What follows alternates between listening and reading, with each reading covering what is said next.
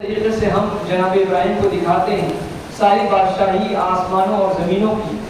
اور اس لیے وہ عین الیقین والوں میں سے ہو جائیں، تاکہ وہ عین الیقین یعنی انہوں نے دیکھا ہے۔ عین الیقین اسے کہتے ہیں جو دیکھ کر حاصل ہو، اور جو چیز دیکھی ہوتی ہے وہ سنی سے بہت زیادہ معتمد ہوتی ہے۔ میں نے سنا ہے اور میں نے دیکھا ہے، تو فرق ہے، نہیں فرق ہے۔ عین الیقین، حق الیقین، ان دونوں میں فرق ہے۔ میں نے سنا ہے اور میں نے دیکھا ہے۔ تو سنا ہے تو سنی سنی باتیں بہت ساری ہوتی ہیں جس پر ہم یقین نہیں کر سکتے، مگر کسی نے اپنی بات کو تاکید کے ساتھ پیش کرنے کے لیے کسی نے کہہ دیا کہ میں خود وہاں تھا، میں خود اس مجلس میں تھا، میں نے خود دیکھا، تب اس کی بات زیادہ معتمد ہو گئی، اس کی بات جو ہے زیادہ جو مضبوط ہو گئی، ٹھوس دلائل کے ساتھ وہ پیش کر رہا ہے کہ میں نے خود دیکھا۔ تو اس طریقے سے اللہ تعالیٰ نے جناب ابراہیم کو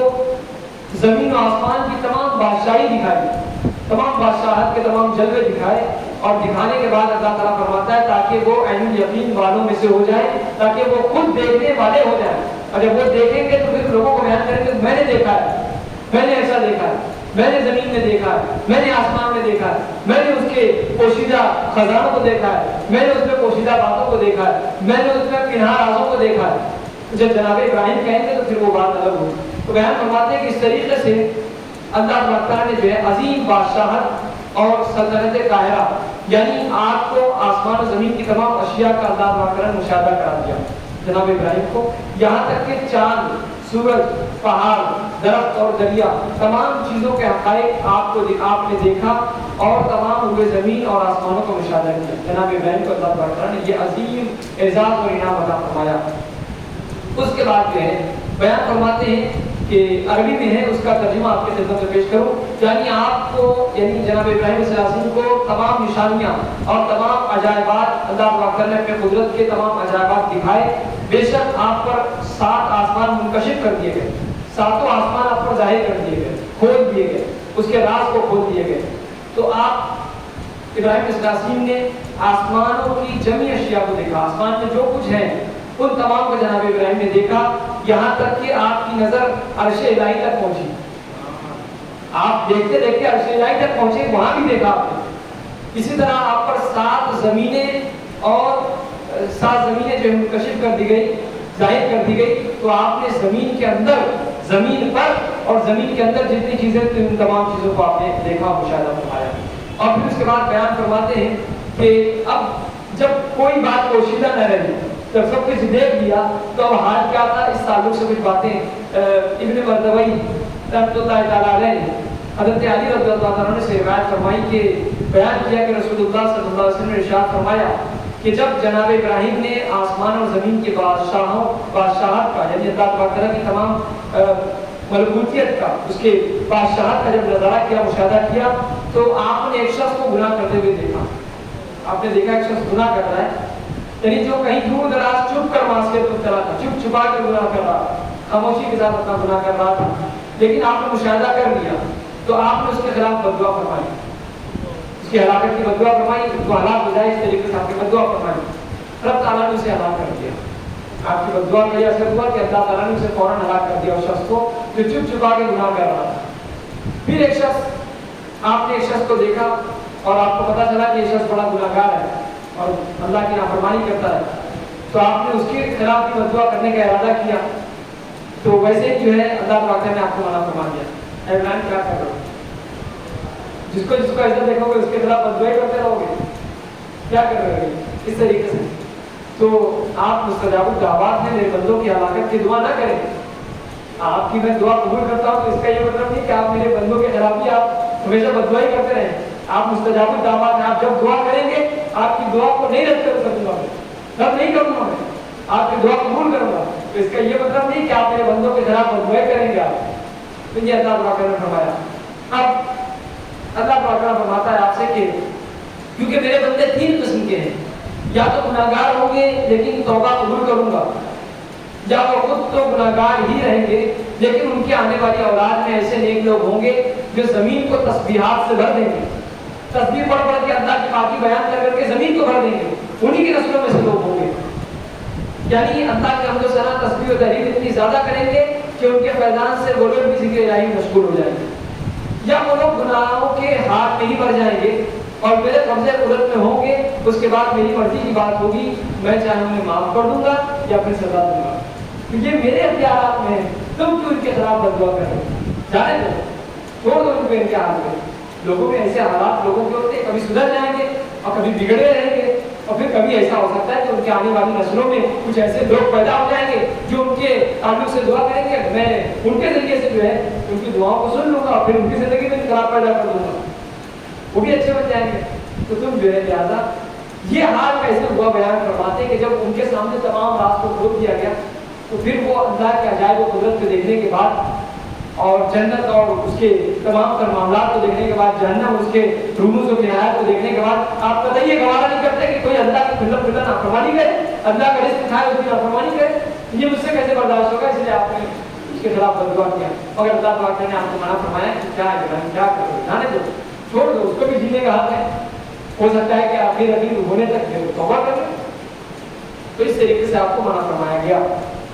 سبحان اللہ۔ اب بیان فرماتے ہیں کہ اس میں ایک نقطہ لطیف بیان فرماتے ہیں کہ جب ابراہیم علیہ السلام کے علم کا یہ مقام ہے، سب کچھ دیکھنے کے بعد پوشیدہ راز بھی معلوم کر رہے ہیں کہ فلاں جگہ کون آدمی ہے جو چپ کر گناہ کر رہا ہے،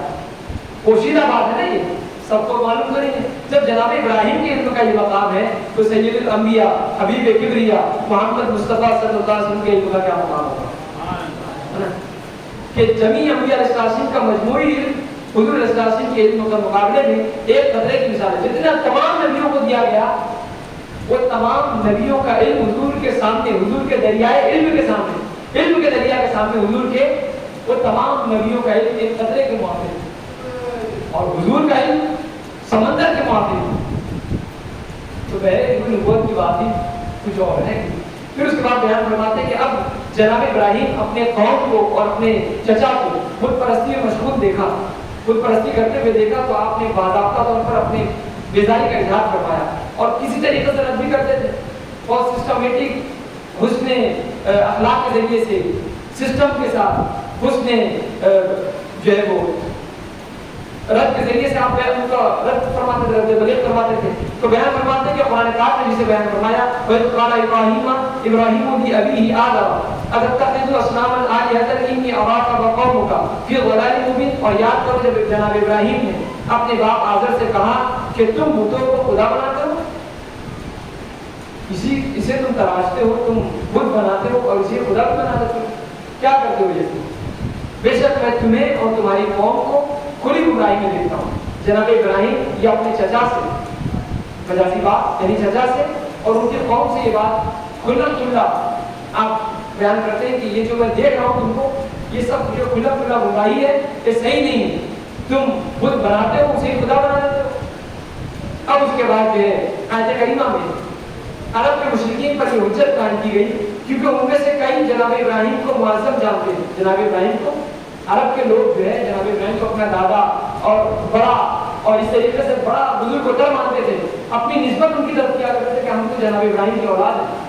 منسوب کرتے تھے اپنے آپ کو، اور ان کی فضیلت کے معترف بھی تھے، تو بہت بڑے تھے، اللہ نے ان کو بہت نوازا تھا۔ عرب کے مشرکین بھی ایک بات مانتے تھے، قائل ایک بات تھے، کیونکہ ہمارے عرب میں جناب ابراہیم کا نام لیا جاتا ہے، عرب کو جنہوں نے بنایا، سانچا، سنوارا، نکھارا اور پھر اس کے بعد جن کی دعاؤں سے عرب سنور گیا، عرب زرخیز ہو گیا، تو جناب ابراہیم کی تو دین تھی۔ تو عرب اس بات کے قائل تھے کہ جناب ابراہیم جو وہ ہمارے یہاں بڑے قابل احترام ہیں اور لائق تحسین ہیں، ان کا احترام کیا جانا چاہیے، تو ان چیزوں کو عرب مانتے تھے۔ تو بیان فرماتے ہیں کہ انہیں بتایا جا رہا ہے مشرکین عرب کو کہ جناب ابراہیم پرستی سے منع فرماتے تھے، تم جن جناب ابراہیم کے ماننے والے ہو، جن کا دعویٰ کرتے ہو، وہ تو بت پرستی سے بیزاری کا اظہار کرتے تھے، وہ تو منع کرتے تھے بت پرستی سے، اور بت پرستی کو بڑا عیب اور برائی سمجھتے تھے۔ اگر تم ان کی عظمت کو مانتے ہو تو بت پرستی چھوڑ دو،